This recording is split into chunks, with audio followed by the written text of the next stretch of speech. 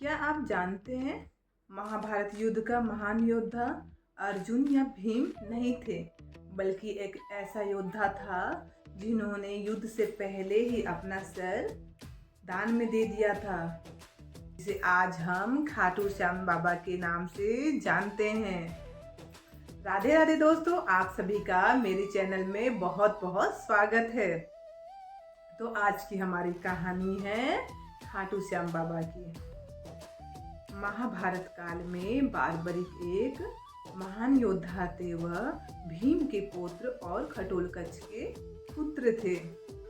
वह बचपन से ही बहुत पराक्रमी और धर्मप्रिय थे। उन्होंने कठोर तपस्या करके भगवान शिव को प्रसन्न किया था। भगवान शिव प्रसन्न होकर उन्हें 3 ऐसे अमोघ बाण देते हैं जिससे पूरे संसार को जीता जा सकता था। इसलिए उन्हें 3 बाणधारी भी कहा जाता है।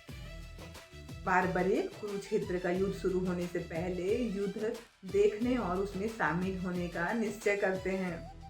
वह यह प्रतिज्ञा करते हैं कि वह हमेशा हारने वाले पक्ष का ही साथ देंगे।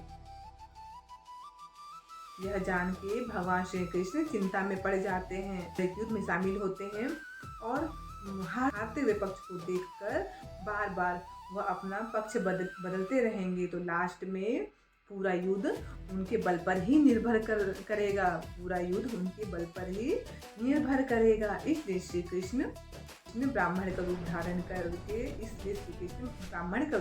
करके बारबरिक की शक्ति का परीक्षा लेते हैं और परीक्षा के बाद दान में उनका सिर मांग लेते हैं।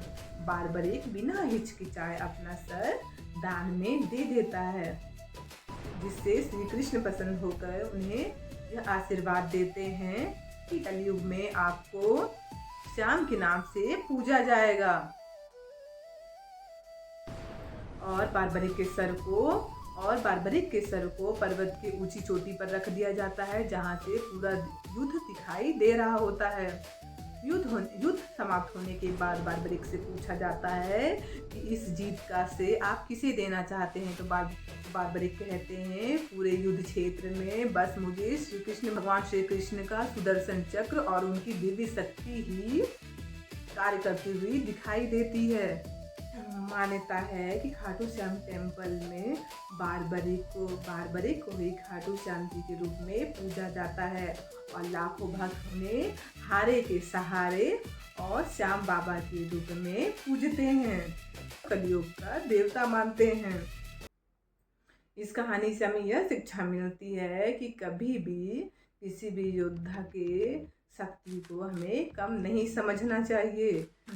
अगर आपको मेरी कहानी अच्छी लगी होगी तो मेरे चैनल को लाइक करिए, सब्सक्राइब करिए और बेल आइकन दबाना ना भूलिए। तब तक के लिए राधे राधे।